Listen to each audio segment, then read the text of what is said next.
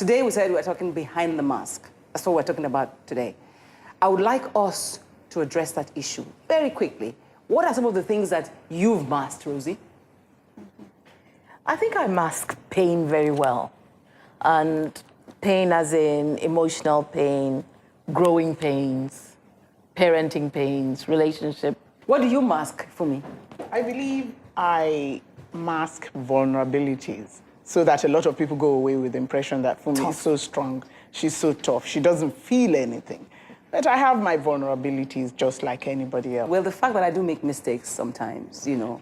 I make mistakes and I really would like to be a great mom. People think I'm a great mom, but, you know, I try.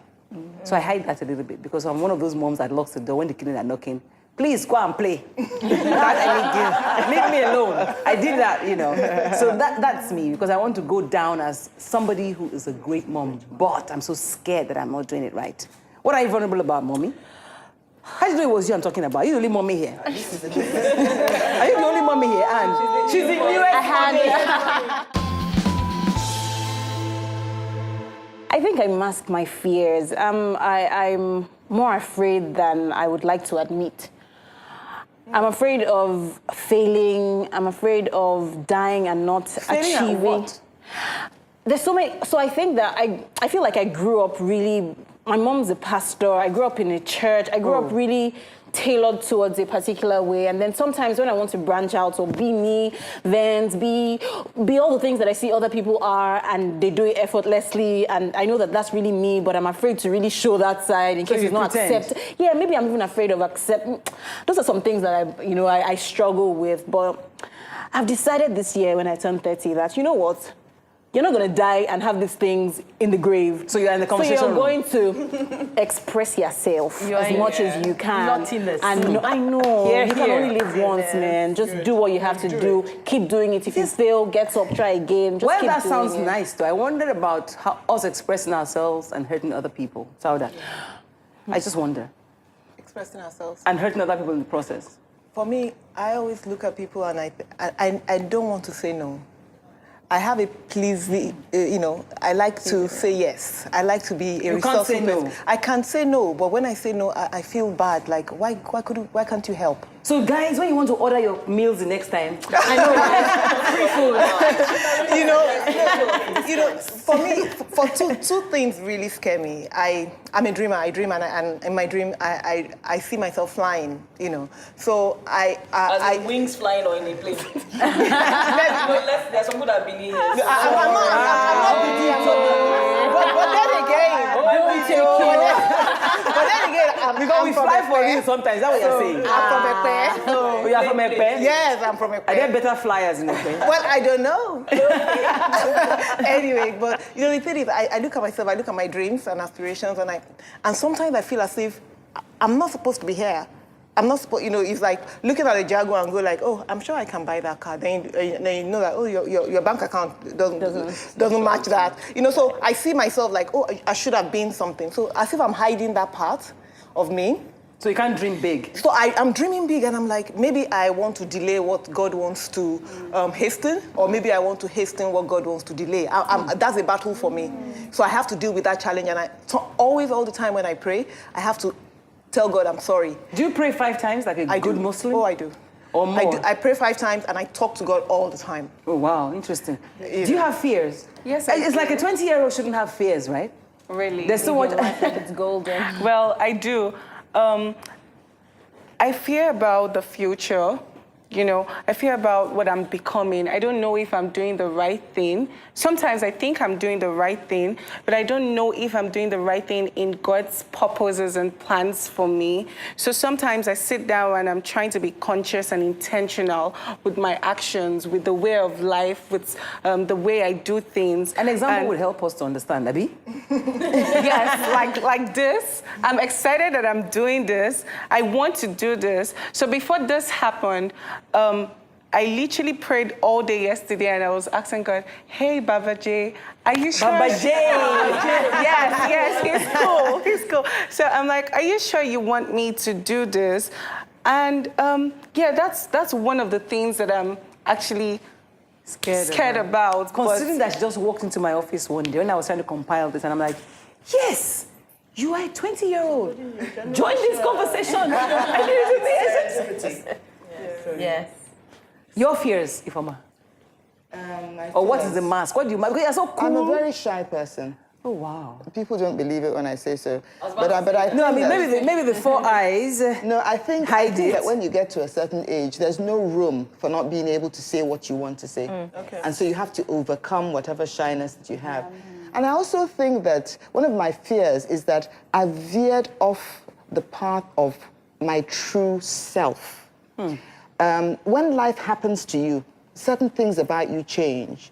And so one of the things I've said to myself is that I'm going backwards. I want to go backwards to how I was as a younger person, a more innocent person, a more trusting person. At what age? 16, 20, 25? In my teens. Wow. In my teens, I want to go back because there's a freshness, which is why I like young people. There's a freshness about young people.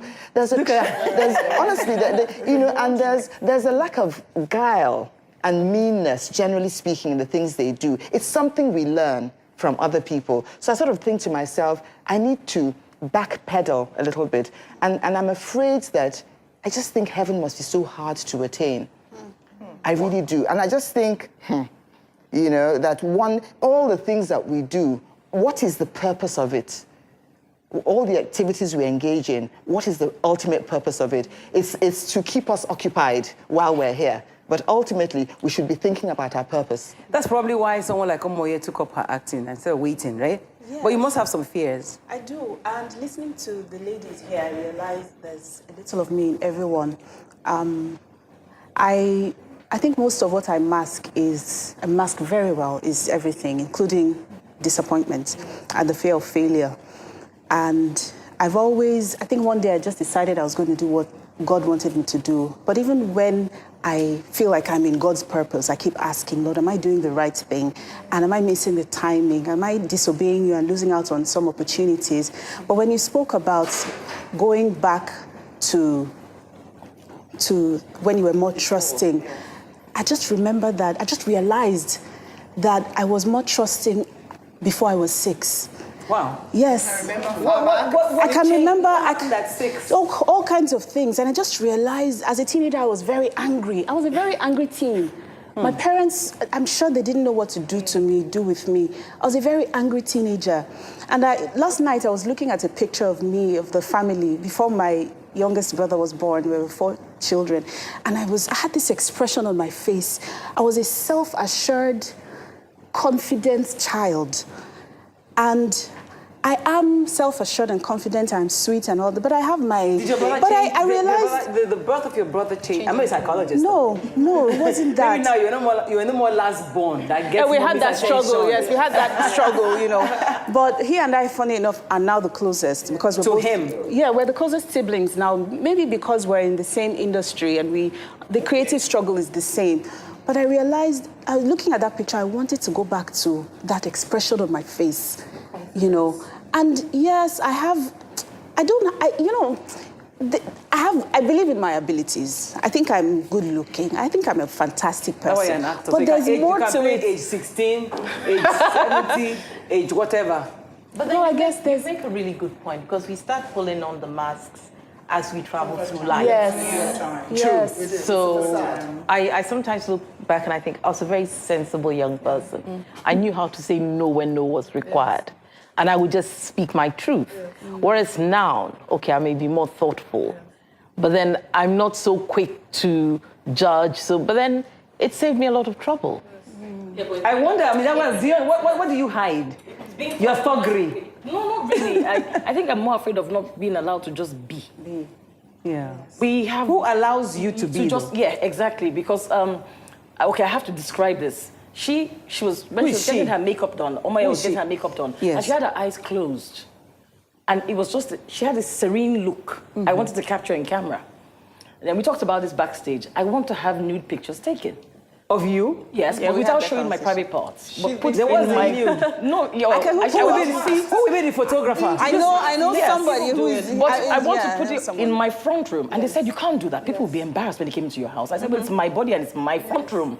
And, I just want to see what I look like You know, I don't in either. a photograph. I do. I want to see my stretch marks from childbirth and, you know, my cellulite and just enjoy it as I walk into my house. Why can't I just do that? And she tells me she can't, she'll be uncomfortable. Can't it be offensive to whoever is coming? It probably would be, but maybe you put in your room. Why do I have what's to do it in that her in room. my house? It's my house. Oh, wow. These are Oh, my just- goodness. Yeah. Okay, guys, let me, You've got some extreme. I'll take a break. I'll take a break. I'll be back. Yes, like I said, on this show, I really don't want to gag them. I wish I could. But the whole idea is to get them to speak their mind on issues about themselves, and all of you finding yourselves in all that they say is really not about me. But sometimes I have to zip these mouths. For today, we're talking behind the mask. We do realize that we all have fears, right? We all have, and like I think Rosie put it nicely, at different age, with age, we keep putting one mask after the other. You know, but I believe at some point you must pull off this mask for me. Yes. Like Ifeoma said, you get to a certain age and you're beginning to feel lawless. I'm sure they can't wait to get to that age. You're beginning to feel, you know what, I can do what I really want to do. Can you guess what age that would be for a woman? For most Like people, 40, 50? No, for most people, it's 50 that I've heard a lot of people. I When think people so. turn 50, you think so too? Yes, I think so. For my yes, I think it comes to a point where you feel, if I don't do what I want now, when? Yes. So it's wonderful that you get to that stage, and people do. Also, what Ifeoma was saying about, she wishes she can go back. And Omoye said the same thing. I wish I can go back to... I'm only 6 though. Yes. Oh, no, but you know what? It resonated with me. Because recently, apart from becoming less lawful, I am more sensitive to other people and what I You're think more they might... humane. Yes, what I think they might be masking. Oh. Yeah. I am actually becoming more sensitive to people. I say, I understand. I've been there. And, you know, in the past, I would meet people and think, oh, she has an attitude. But these days, I tend to meet them thinking, I wonder what she's masking. Saudat. For me, I'm going to look at it from my business and what I do. I just noticed that That's there's something. thousands of women. There's something we do. We call our customers super women. I call them super women because the average married woman wants to do everything, and she feels that she has to be the one to do it. Outsourcing anything makes her feel she's... It's acceptable, don't worry, you can't cough. Can I get you some water? Sorry. Sorry. Here. Can I have a glass? Okay, thank you. Here you go. Thank you so much. Okay, you were saying, honey. Yes, we call our customers super women. I call them super women because they want to do everything. And I believe that a woman that knows how to pick her battle, pick what you're good at, outsource the rest. But so many women, they just feel like I have to cook for my husband, I have to breastfeed my children, I have to pick them from school. Because society expects Then you them go to. home and you cry and you stop your career, you can't do anything, then you blame everybody. You took that choice. You want to do everything. No, you don't. Men have achieved so much without doing everything themselves. They've outsourced. We have to learn to outsource. The fact that you're not doing it yourself doesn't mean that you're irresponsible. Does that worry you about getting married and everything stopping? So a friend of mine once said that for her, what she dreads most about marriage is that there will not be 2 toothbrushes in the cup in the bathroom. She's used to having 1 toothbrush. I mean, she's almost 50. So she's like, I've lived...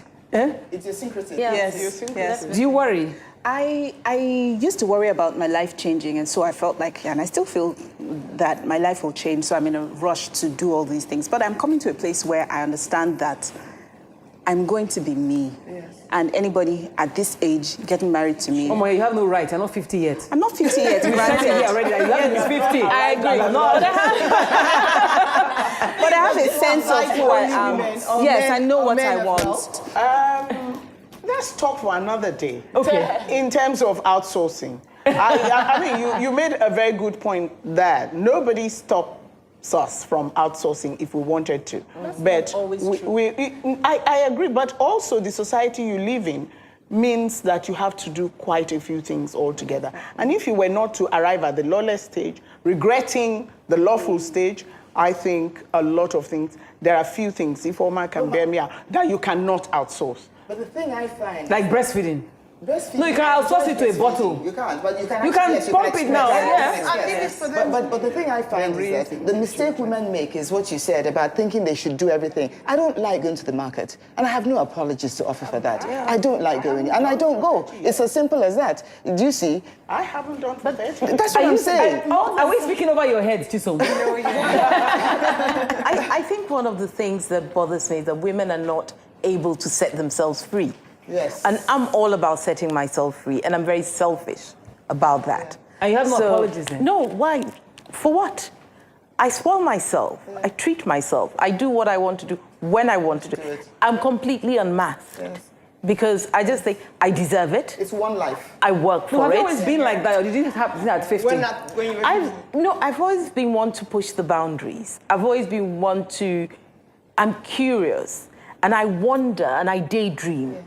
So I always have this thing in my mind of who is the true man? Who am I really? Yes. Who do I want to be? And I'm not afraid to fail. Even though I often sometimes I sit back in my craziness and think, what have I failed at? And I think, oh, I failed at marriage. Did I fail? No, he failed. Actually, I'm one of those. I'm going to take that. He failed. You didn't. He failed. I didn't. So I'm all about setting myself free. Does that give you comfort, though? Yes, Does it give you comfort, and Chisom? and I wanted to add to what she said. That relates to young people like me.